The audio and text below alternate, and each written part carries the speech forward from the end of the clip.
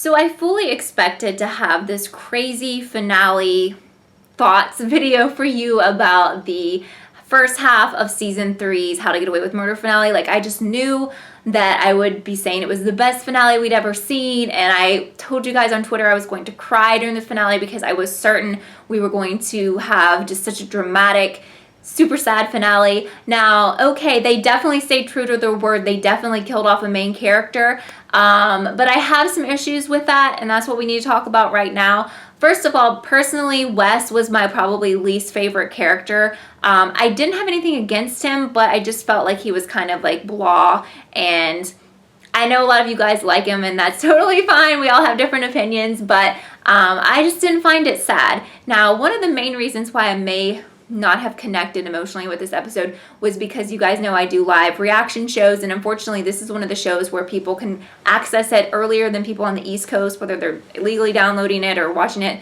in some way in Canada. I don't know, I've heard different stories of how people get the show, which is totally fine. I would watch it early too if I could, but there were people who showed up who've never been to my channel before and started typing who died right when we first watched it. And at first I thought, well, you know what, this is probably just someone being silly, but then like 2 or 3 more people commented with Wes's name, and I was like, you know, it made me have flashbacks to when someone spoiled the season finale of Dexter when, I won't even go into it so I don't spoil it, with the John Lithgow season when like the most epic thing ever happened on Dexter and someone spoiled it for me. I just was so angry, and that's how I felt to be spoiled with that. So if you watch my live reactions, you will know that I'm going to have to change how I do that for this show because I don't want that to happen again. That's not fair to me. It's definitely not fair to everyone who came to the live chat, and I just feel bad that people want to do stuff like that. But anyway, back to what happened in this show. My main problem with Wes being the person who died is that in each episode we were promised that one person would be revealed at the end, and that person would be the survivor, and we didn't have to worry about them dying. So all season long, almost all season long, go back and look at my videos, I said that Wes was gonna die. I felt like all the signs were there. I felt very, very sure about him dying.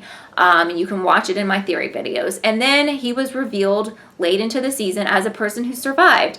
And here's the thing, they never explain in this episode. I'm fine with that if they explain how this happened and how it wasn't really deceit, but I still feel deceived because they gave him to us as that one survivor in that episode when he definitely wasn't. And therefore I started changing my theories. I started predicting Laurel or Frank because I was like, well, they told us Wes survived, and I've always trusted them, and they've always, you know, been on the up and up, and they don't play games like shows like Pretty Little Liars.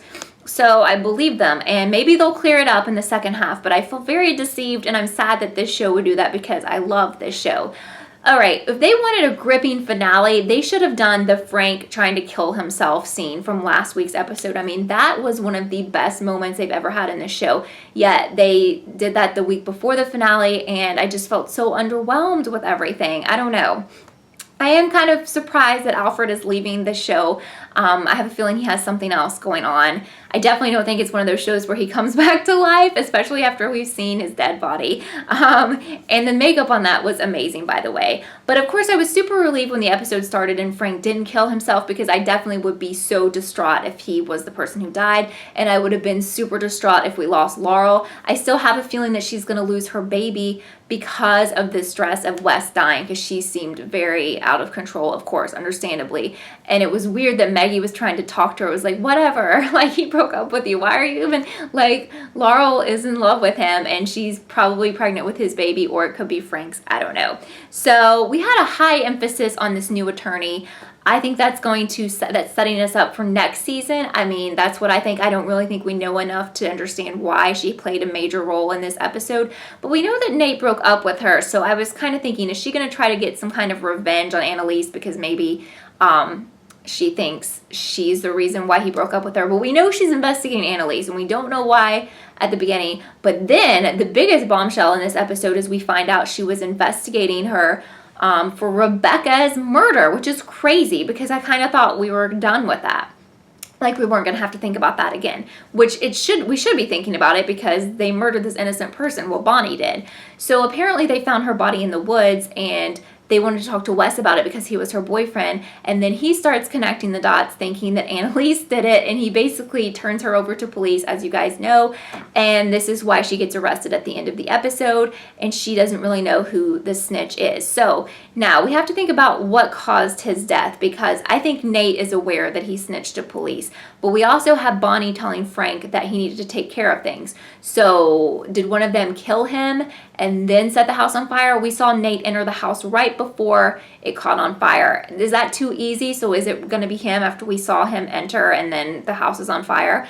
And of course, Laurel, I don't think anyone meant to hurt. Kind of like I always thought, she was just in the wrong place at the wrong time. She was at the house because Annalise asked them to meet up, and she unfortunately got injured. I don't think she's going to die. I do still think she is going to lose her baby. Michaela's mom, I don't understand why she was such a big player in this episode, but she's like the worst person ever. I just feel like that's another case of them setting up a storyline for the second half of this season. We had Oliver doing all kinds of investigations on Sam. I don't care what anyone says. I have seen people trying to defend him yet again today. He's shady. They're going to do something with that. At least I hope, because I've lost a little bit of faith in this show tonight. But anyway, so they did try to make it suspenseful down at the end where it was like, is Connor? They actually kind of tricked us about Connor, because Connor, we thought he was safe, and then it's like, no, he's not safe. So we were trying to figure out, was it Nate, who I never thought it was him. Was it Nate, Wes, or Connor? So they tried to make that suspenseful. It would have probably been a lot more suspenseful for me if I hadn't been spoiled. So maybe I would have had a little bit of a different reaction, but I still don't like the fact that we were deceived and we were led to believe he was alive and led to believe that Connor was alive. But the biggest news at the end of the episode was that someone killed Wes before the fire started. I mean, I really don't think he killed himself. There would be no reason for that at this point.